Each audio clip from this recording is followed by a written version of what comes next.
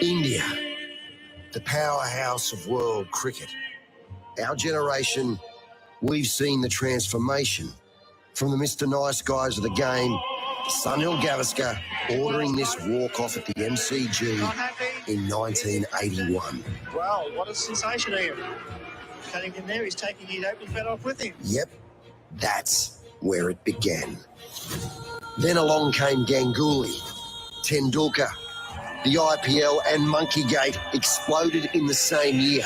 A little reprimand for Habija. 2008. And it just continues to gather momentum.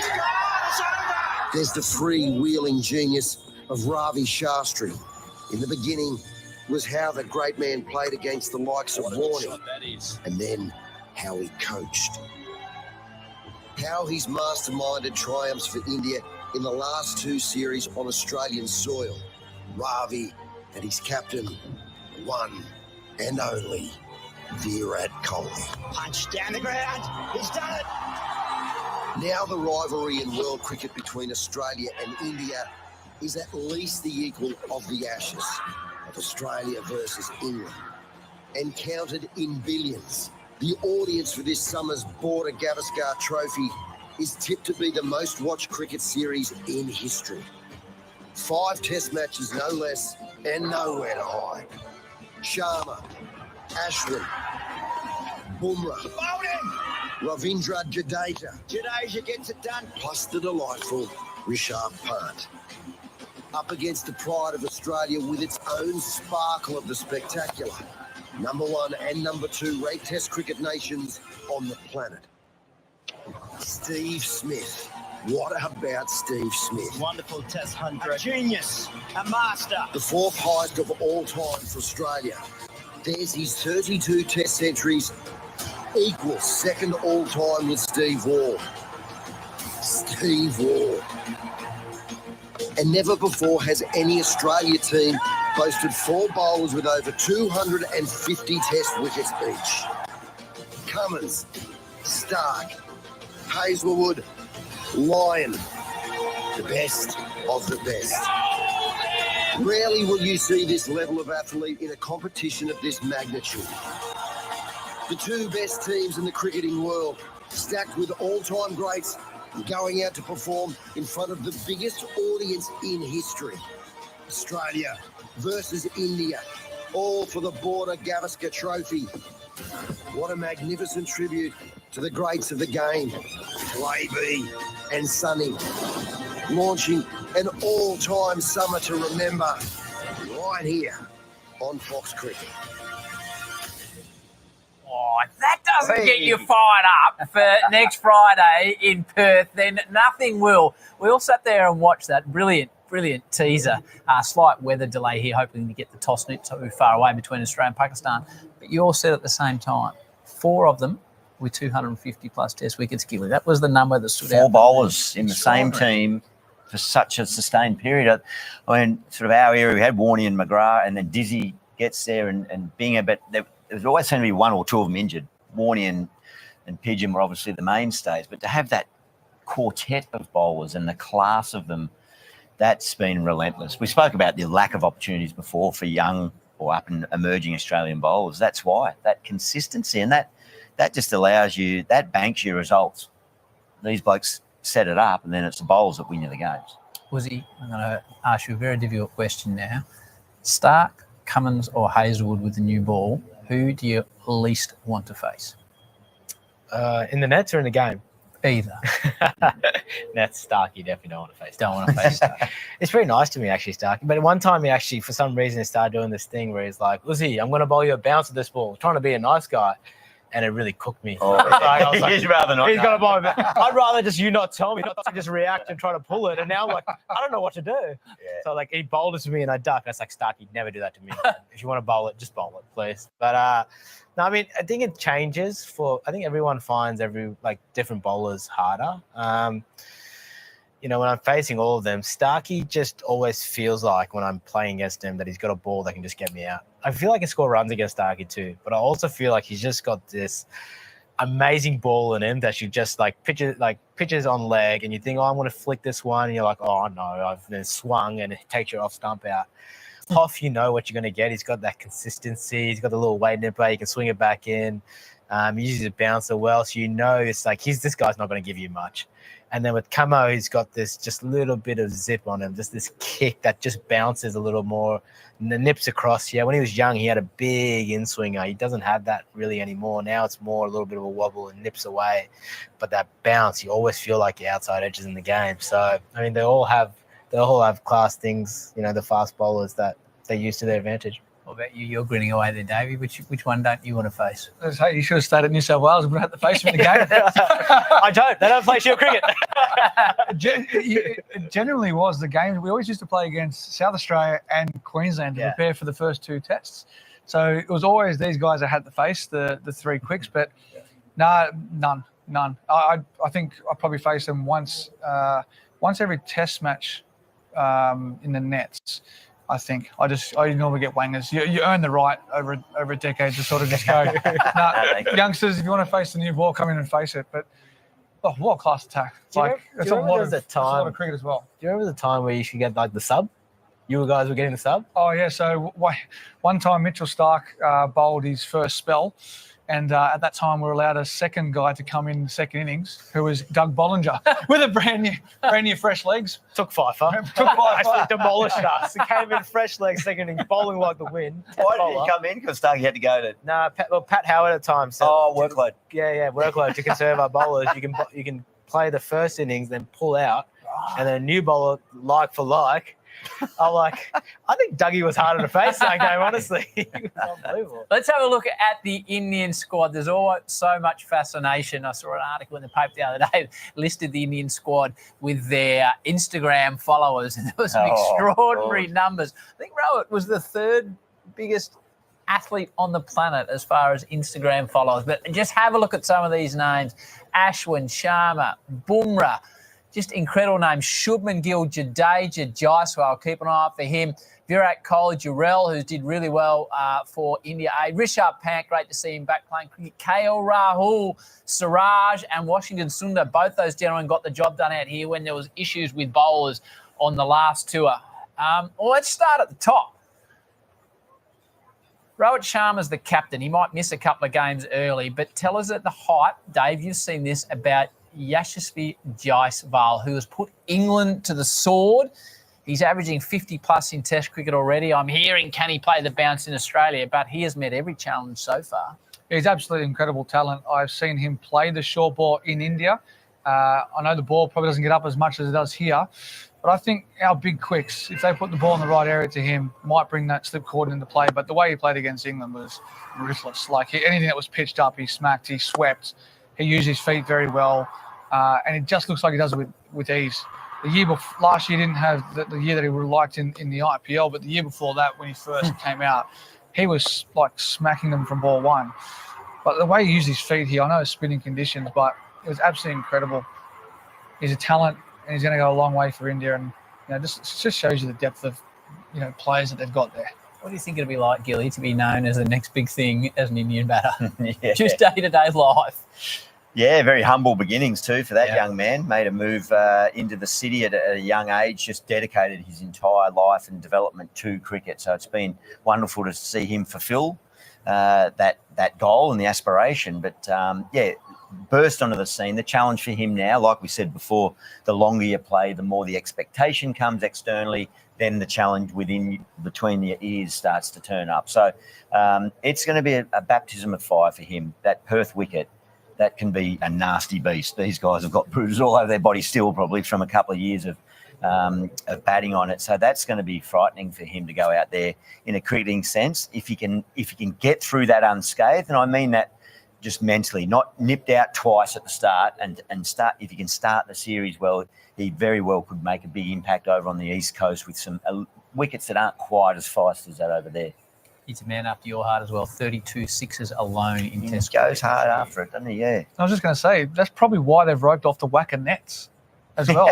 They're probably the hardest wickets in the country to bat on. They are fast and bouncy, and maybe that could be a ploy to not see where they're getting dismissed in the nets as well. It's fascinating to see this approach, Gilly, in the nets. Gautam Gambhir is, he's had a testy relationship with some of his teammates and fellas that will be in the squad now. With Virat Kohli, he had a bit of a blow-up in the IPL at one stage after a game. But whether it is or not, it comes across early as we're going to restrict access to these guys. Is that the right way to approach Australia, the media, the tour? It's not the way I personally would, but I mean, I think culturally there's a lot of differences between what we expect or we take as normal and what other nations feel is the best preparation. We cannot comprehend the focus and the glare and the constant scrutiny that is on these guys. We get a taste of it when we go there, or I used to when, playing, and these guys still, but we still don't live and walk in their shoes, and it is different level. So if that's what they think is the right approach, who are we to judge on that? It's different. It's almost a bit provocative to draw even further attention and garner more of a microscope on them. But if they feel that's the right way to go, so be it. We'll watch with interest through the series and see what the results, what comes up with. But it seems extraordinary. Don't expect anything other than fighting words from Gautam Gambhir. He was like that as an opponent when we used to play against him. He's been like that in his coaching. He went into Parliament. He's taken on everything over there, hasn't he? And he's told Ricky Ponting, he said, "Punter, get your nose out of Indian cricket. You only should be talking about Australia." So good on him. This is great build up. It's everything that we keep saying about this series, the rivalry, passion. That's what it is. Yeah, it is a great build-up. We start at the top. Now we'll move down and we'll just go back and forth. So likely that Australia will be captained, obviously, by Pat Cummins, and likely India will be captained by Jasprit Bumrah, which would be fantastic. Two absolute weapons, probably the two best fast bowlers in the world captaining their side, which would be worth the price of admission alone. You walk out there at Optus, Jasprit Bumrah has got the new ball. What are you looking to do? What are you concerned about? What are you looking out for? And why is this guy such a good bowler? When you first face him, it's just an action. It's a different, bizarre kind of action. The release point is very different than other bowlers. In what way? It's just a bit further up. So a lot of guys release the ball from near the problem crease. He feels like he gets a bit further out just with his front braced leg and pushes the ball out. So it feels like it comes out and then gets to you a lot quicker than you expect it. It's just, once you get used to the action, it's fine. I've played against him a lot. Not to say that he can't get me our first ball. I mean, anyone can. But it's one of those things where once the first time you face him, it's very awkward. And then when you get a little bit of rhythm, it gets better. But he's still a class bowler. So, what's his most dangerous ball to a left-hander? It's a good question. I can't tell you everything here. No, Howie. okay. Come on, mate. What do you? I'm about to go on a series here. What do you Well, I think he's probably got a fair idea. They don't allow cameras in there training, and you. I think Jasper's got a fair idea where he needs to bowl here, Aussie. Oh, look, I faced him last time he came to India, and everyone talks about Jasprit, but they actually have a lot of other good bowlers. I think Siraj is a very good bowler. He's a very good bowler to both right-handers and left-handers. When he was fit, when he was playing those series, he was a very good bowler. He was very underrated. No one really talked about him. And then they got good spinners lining up too, that which really complement their fast bowler. So, for me, it's never. I'm just not thinking about Jasprit Bumrah. You want to ask me, where do you think? I'm not thinking about where he's getting me out. I'm thinking about where am I scoring runs against him. And I'm sure all good batsmen will tell you exactly the same thing, because if he misses, well, then I'm coming. And then if he bowls good stuff, then I'll respect that. So that's just Test cricket. Word out of India today that 2 days into a 4-day game, Mohammad Shami has picked up 4 for, and he's on the way back in a comeback and could potentially arrive in Australia at some stage. And just something else coming your way, Aussie, which is something to look forward to. Do you want me to give you all the secrets of that too? No, I'm asking, Aussie, you can answer any way you want. That is a massive statement, if though, he's up or and if running. that information is right, because He's still 4 for, that's right. Yeah, that's the difference on face value of that squad. His name not being there is where I see huge advantage to Australia, and such a mountain of expectation and pressure on Bumrah. First is stay fit, get through 5 games, but the workload he'll have He does have the ability in Indian conditions to go short, sharp spells. Even on the tours out here, he was only ever really doing four over spells, wasn't he? Real little bursts. But I think if Shami can get himself fit and into that squad, that really starts to even up the ledger again. We look at India when they're captained by Rohit Sharma. He seems like a very cool character. Whenever you see him out on the ground, he's always relaxed, got a smile on his face. He was tearing us apart at the start of the World Cup final. As you know, Dave, before, I think it was Travis Head, took the catch. Tell us about Rohit Sharma as a captain and as a batter. Yeah, look, as a captain, he's just nice and calm, as you just said, Howie. He goes about his business, a little bit different to what Virat used to. But that calming nature that he brings to the team, and I think specifically the bowlers as well, with the areas that he wants them to bowl and attack. And the bowlers, the good thing about a captain is if the bowlers listen to you, it's fantastic. And I think he's got such respect for a long period of time now that they just do exactly what he likes. With the bat, he's a world-class player. I know he hasn't got the runs that he would like or that India would like, not just him specifically and Virat, but I'm worried about these guys. If they actually come out, with the fire in their belly as they do, they're representing their country. It's Border Gavaskar Trophy. They could tackle our attack. They could. I'd like to see the back of them, but world-class player. He knows what he has to do. He's played here before. We've got to look out. Back to the bowlers, the spinners, Ashwin and Jadeja. I'll ask you first. They've done so much damage around the world. And as you two were mentioning out the back, when you see them, do you think they'll pick them both in Perth? And they make runs, which is the point you were making, Lizzie, as well earlier on, that they're handy with the bat, these two as well. Geez, they're good cricketers all round. Yeah, the Australian cricket team's got three quicks they can rotate from one end and have Nathan Lyon. They've got one that can go away as well with Jadeja. So you think they play them both in Perth? I do, because just purely based on their batting depth.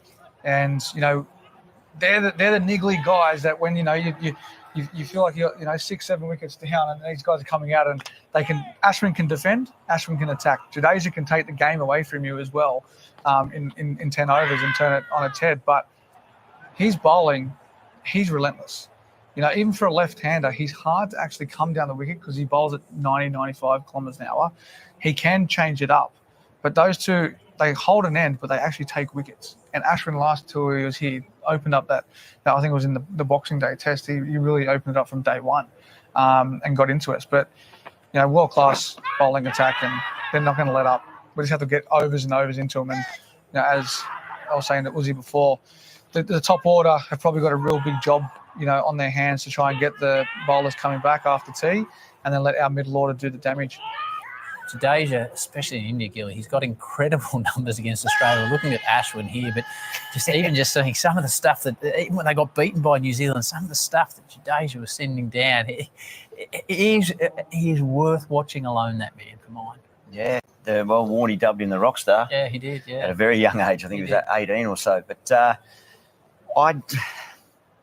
I would think advantage Australia if they pick both spinners, if India picked both spinners in Perth. I just don't think that they would need to be bowling that many overs of spin if they're quicker bowlers, seam bowlers, going on the conditions that we've seen there in a short, lifespan of Test cricket at that venue. But I would think definitely play a spinner. I don't think they did play a spinner there from memory 4 years ago, and it cost them.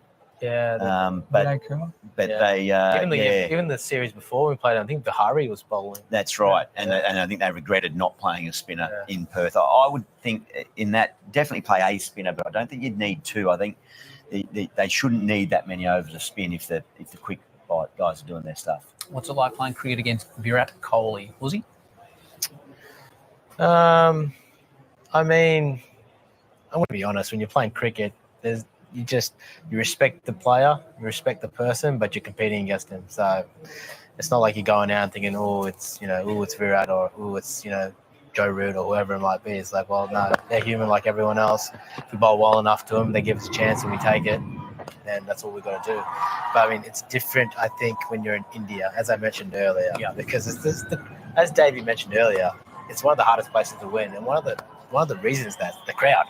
The crowd just go berserk when he's playing well, and he gets on top of you, and they come with him, and it's really hard. But he's a quality player. He's proven in every single format. His record across all format is unbelievable. I mean, in my opinion, I still think he's the best all-round player, batsman in our generation, just through, he's averaging 50 plus in T20 cricket, one-day cricket speaks for itself, and he's done really well in Test cricket too. He's been an amazing player for a long time. That was one of the great hundreds, that one, wasn't it? That was the first Test match Yeah. at Optus Stadium. That was different level. And the other reason why I say I'm worried is because these guys they've been playing on turning tracks. They'll be itching to get out here in Australia to play on some nice, decent batting wickets. I'm not saying the spinning conditions aren't batting wickets. They're tough. You've got to grind it out. Here in Australia, you can actually get on top of the bowlers if you choose to try and go at the strike bowlers. But them two there, I reckon, if we don't get them out in their first 20 balls, they could put us to the sword.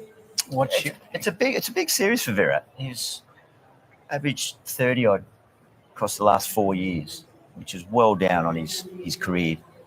The level and standard that he's set for such a long sustained period across all formats has been quite exceptional. So it's really going to be interesting to observe how he goes about it, how he prepares. We're not going to know how he's going to prepare because they won't show us, but how he gets into the series and if he can really find that fire burning within. I hope for the spectacle that he lifts up to the levels that, back to 2014 where he back-to-back hundreds in Adelaide and he averaged probably near enough to 100 across that series. No, thanks, Gilly. Come on. Yeah, I know. I can see your face wincing there, but for the spectacle. I'm just thinking overs in the field, tick, tick, tick. We want that. We want a title fight, don't we? And we want the heavyweights to stand up and be throwing the punches at each other and ducking and weaving. And it could be a really telling series for him in his cricketing journey. I expect, like you say, Davey, that he's going to come out firing and be keen for it. Yeah, let's hope so. What's your observations of Virat in India and the way he goes about his life in that part of the world, Dave? As we spoke about before, Gilly, with like even us going to a supermarket, couldn't imagine Virat Kohli going, he probably does, but I'm just assuming he would be absolutely swarmed. It's so hard to put into perspective what their life is like at home. It's tough. It's difficult. They like going away. I know they've got a place in England and he can just chill out and walk, freely in the streets. And that goes for all of them. It is amazing how passionate the country is. Cricket, it is a religion. It's a religion over there and they absolutely love it. And we love it. We love the passion that they bring. But being Virat Kohli in India, that'd be a tough task. Gilly, remember when India came out here in Rishabh Pant's first tour and there was a rain delay and he was kind enough to chat with us on Fox Cricket about his wicket keeping and he put his accreditation down on the ground as that's where the ball was going to pitch and he was moving around and showing us how he approached his wicket keeping. We didn't know much about him. We know a lot about this man now. We saw what he did to win them the series in the Gabba, which was extraordinary here behind us. But then for those that aren't aware, this young man was in an extremely nasty automobile accident at home in India. There was a discussion, not whether he's going to play cricket again, whether he could walk, whether he'd actually survive the accident. It's one of the great stories in world cricket. In the last year, he returned to the IPL. He's back in the Test side. To be impartial, if I wanted to see one Indian succeed above all others in this tour, it's this man, Rishabh Pant, because he is an entertainer, as we saw there, and what it meant to him, but he's come from a long way back after that accident. He has, yeah. That's an extraordinary story that he's, just that he's back and mobile, let alone playing elite level cricket. Again, box office entertainer. We talk about Maxwell in white ball cricket. That you just cannot look away. Just the way he could go up and down through the gears in an innings. I don't know whether you guys, I'm sure you were addressed it, more aware of it, but say in Sydney in that what ended up being a drawn test, didn't it, on the last tour? But he looked like he was just going to try and see Nathan Lyon off and then he just flicks a switch and suddenly goes. And it's this counter-attack that's almost stealth-like and can change the momentum, but then equally he can just go back down into first gear and just shut up shop again. I think that's a terrific show of